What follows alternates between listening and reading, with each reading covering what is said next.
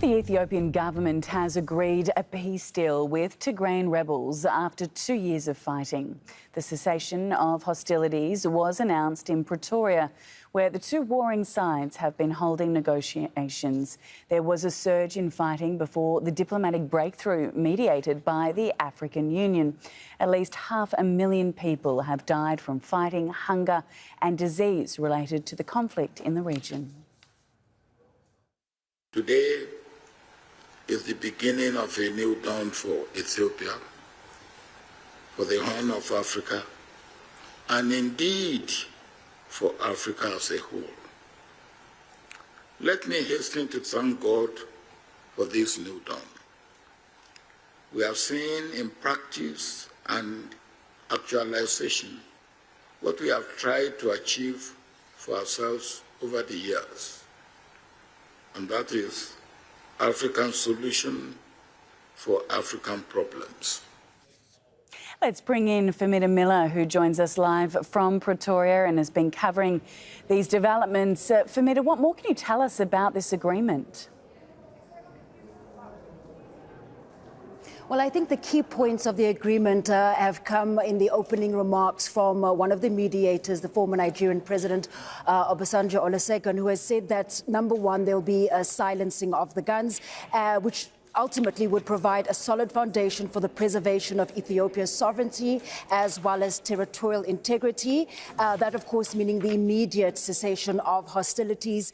And also key, given just some of the devastation and difficulties experienced during this hostility, the 2 years of conflict, is an immediate resumption of unhindered humanitarian access. We know that thousands of people have been killed. People have also been affected by the lack of supply of food and humanitarian aid in the Tigray region. And this really has been a vital sticking point in terms of some of the difficulties that have occurred in the last 2 years.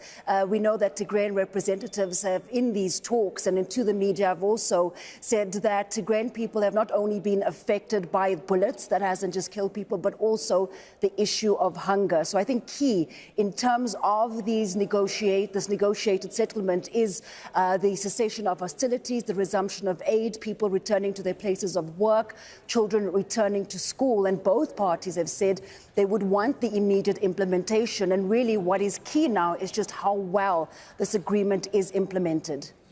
Indeed, Famida. And how difficult has it been to reach an agreement, and where to from here? Well, I think one comment from the South African Minister of International Relations and is Naledi Pandor, who had said in her remarks that she is one of the most relieved people in the room, given how sensitive these talks have been. And she, in fact, was reluctant for South Africa to host these peace talks just because of the dynamics involved, the different parties involved, and perhaps the background in terms of the ethnic difficulties with regard to the Tigrayan people and the federal government of Ethiopia. And that this has been very difficult. It has been 10 days of negotiations, and there hasn't always been official feedback around exactly what's happening. But some of what's come out of these talks is that it has been difficult getting to this point, and there were a number of sticking points, especially given that the Tigrayan people have had a very influential role to play in the politics of Ethiopia prior to 2018. They were the most influential, and that was before the Prime Minister Abiy Ahmed came to power, and that also changed that dynamic, despite a constitution allowing Tigrayan people potentially having a channel for secession ultimately. And this is also what contributed to some of the hostilities and people taking up arms. Now, again, what is important is the implementation of this agreement, given that there was cessation earlier this year, but that fell apart by August. And so what happens next, I think, will be watched very keenly. Also, given some of the international, of what people are calling, Ethiopian people are calling, international interference in the hostilities and conflict in that country. So those rumored to be involved, those officially involved, would also need to ultimately be party to this agreement. It wouldn't necessarily only be up to the Ethiopian people, but also foreign actors that have involved themselves. Famida, the agreement is only a few hours old, if less than an hour old officially. How much confidence is there that it will actually hold?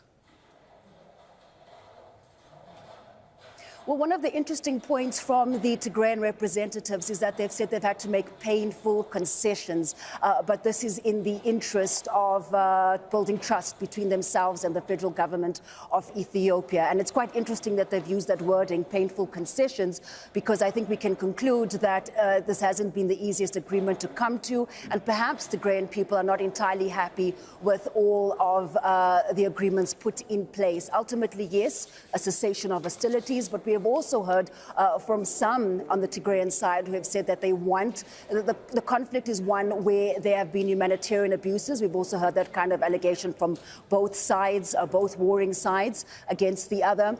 But there has been difficulty in Tigrayan people wanting a greater voice in the federal government in Ethiopia, and also ultimately, potentially, some level of autonomy.